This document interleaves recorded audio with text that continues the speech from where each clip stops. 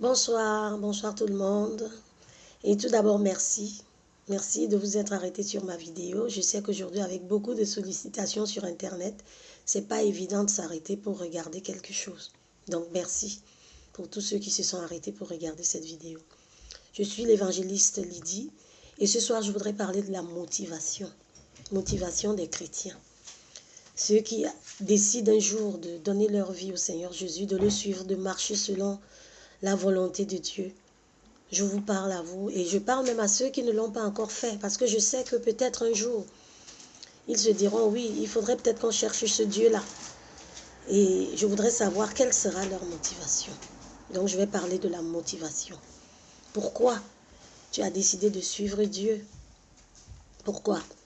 J'ai recensé 3 raisons, 3 motivations qui animent souvent les personnes qui viennent au Seigneur. Bon, peut-être que ce n'est pas tout, il y en a peut-être d'autres, certainement. Mais bon, c'est de ces 3-là que je vais parler, tout simplement, pour aujourd'hui. Donc, la première motivation, à mon avis, les gens viennent à Dieu parce qu'ils recherchent les choses qu'ils n'ont pas pu avoir par leurs propres efforts dans le monde. En fait, Dieu est pour eux comme un marabout, un féticheur, tout ce que vous voulez.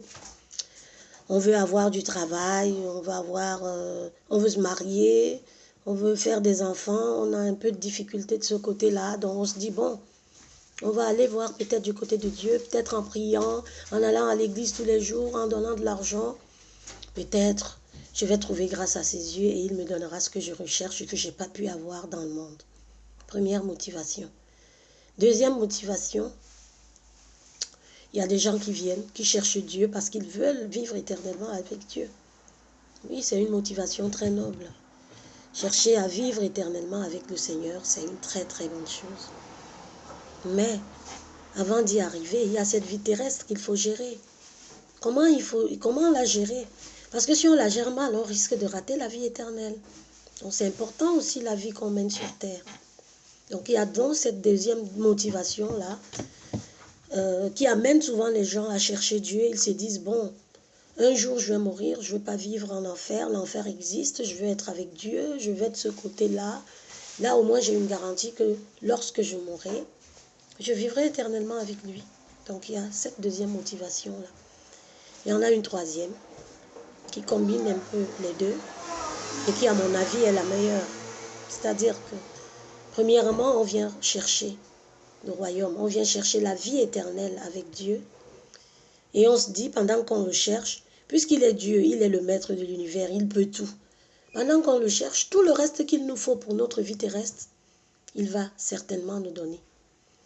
Donc voilà les 3 motivations que j'ai recensées. Les 3 raisons essentielles pour lesquelles les gens viennent au Seigneur. Et j'aimerais que tu te poses cette question, parce qu'elle est fondamentale pour quelqu'un qui veut suivre Dieu. Parce qu'il y a des jours où vraiment on est fatigué, on est découragé. Mais si on n'est pas accroché à cette motivation-là, on peut lâcher tout. Après avoir passé beaucoup d'années à chercher le Seigneur, dans les privations et autres, un jour on lâche parce que bon, on se dit, mais au fait j'étais même là pourquoi? Donc voilà, il y a ces 3 motivations-là qui amènent les gens à suivre Dieu. J'aimerais que tu trouves la tienne. Et la prochaine fois, on va en parler.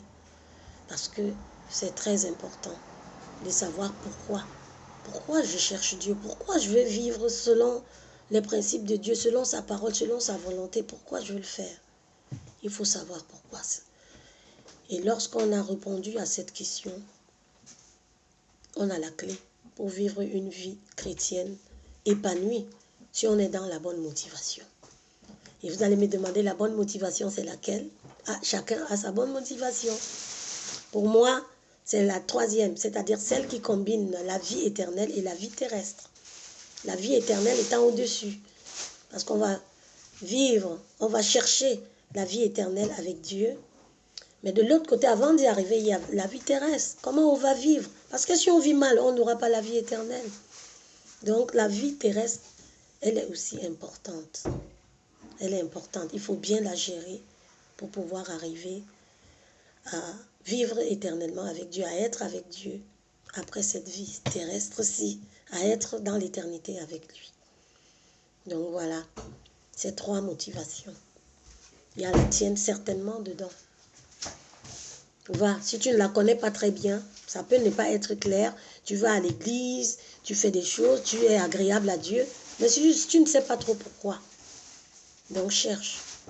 Et la prochaine fois, on parlera de ça. Que Dieu te bénisse.